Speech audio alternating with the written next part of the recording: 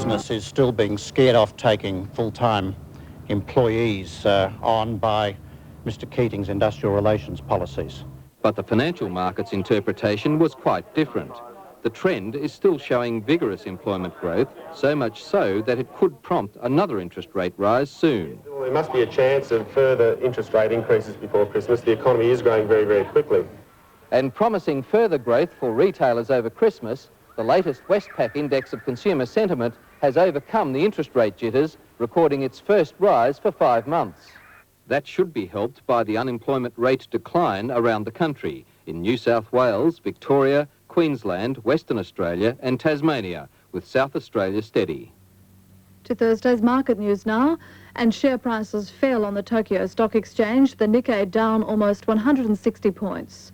Hong Kong stocks dwindled in dull trading, the Hang Seng shedding almost 15. Share prices also down in Singapore. Australia's All Ordinaries shed 11 points, dragged down by a sell-off in the resources sector.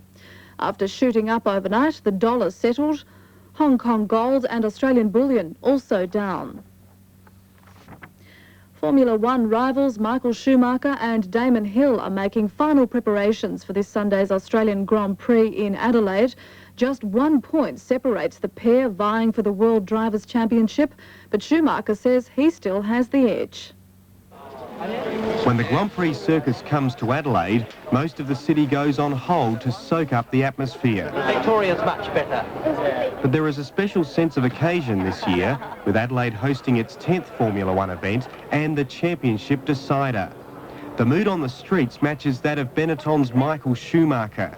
He needs to finish in front of Williams driver Damon Hill, or have Hill finish lower than 5th to clinch his first World Championship. Yes, I always love to come to Adelaide. I had great success. I had the opposite as well in my first year when the big rain was there. But no, I'm pretty confident for Adelaide. Halfway through the season, Schumacher was cruising towards the title, with 6 wins from the first 7 races. But his season was turned upside down when he was suspended for 2 races after ignoring a black flag in the British Grand Prix. That allowed his arch-rival Hill to close within 1 point, but Schumacher says the gap should be wider. I wasn't able to score points for 4 races, 2 which I wasn't able to drive, 2 which I got disqualified for, and no, I think the gap should be a different one normally.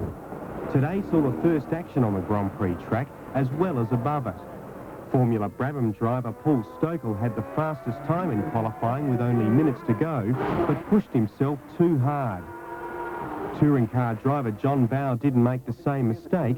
He broke the track record for a Group A car, taking his Falcon to provisional pole position. That prize will be up for grabs for the Formula One cars tomorrow when they hit the track for the first time. Australia's Rugby League administrators claim they've blocked Rupert Murdoch's ambitious plans for a television Super League. The 2 sides held talks in Sydney with league administrators claiming all but 2 first-grade clubs have signed up to remain within the current competition.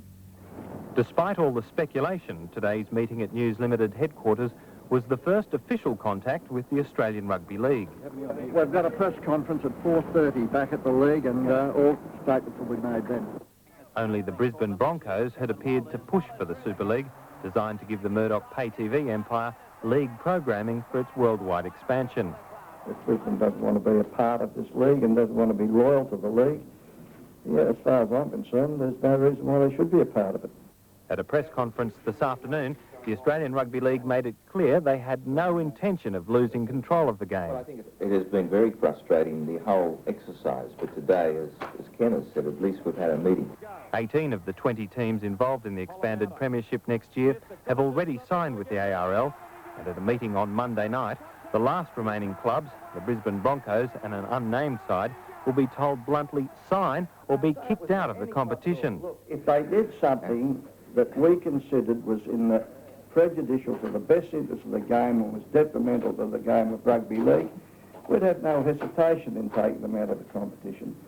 News Limited may now have to wait until Winfield's contract runs out at the end of 1996, although the ARL did say they'll leave the door open for any other proposal. This is Australia Television News.